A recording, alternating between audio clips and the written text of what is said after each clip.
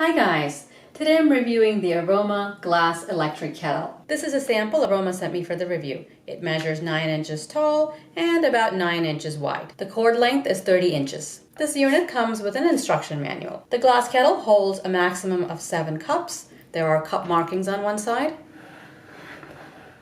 and liter markings on the other, and it's a max of 1.7 liters. You always have to fill water between the minimum and maximum lines. When you first get the kettle, wash it with warm soapy water and rinse. Dry the outside. You can wrap the cord around the base for storage. The kettle simply sits on the base. Press this button on the handle to open the lid and fill with water to the max line.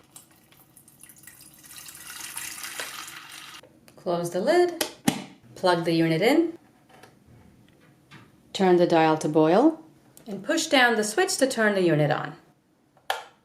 When the kettle is on, the blue light will illuminate. Aroma recommends to boil this water and discard it just once when you first get the unit. Generally, boiling the water and discarding it gets rid of any smells when you first get the unit. When I pulled this unit out of the box, I did not notice any kind of plastic smell or chemical smell, which is a good thing. When you use the unit, make sure not to put any other liquids in the kettle except water.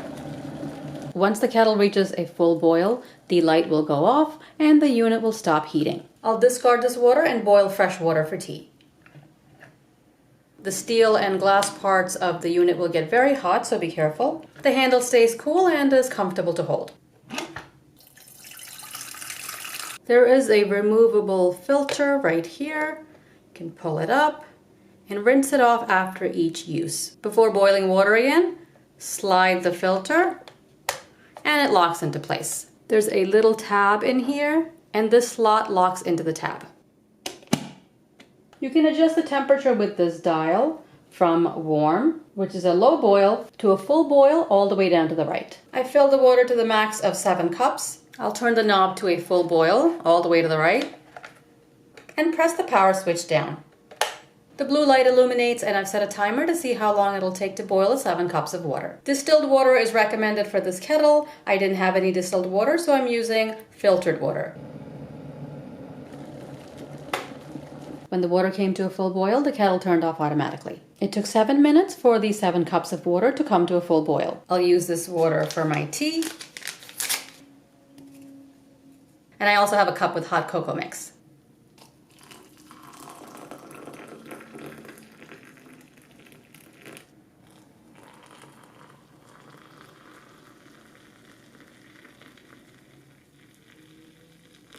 The spout is designed well. There was no dripping when pouring.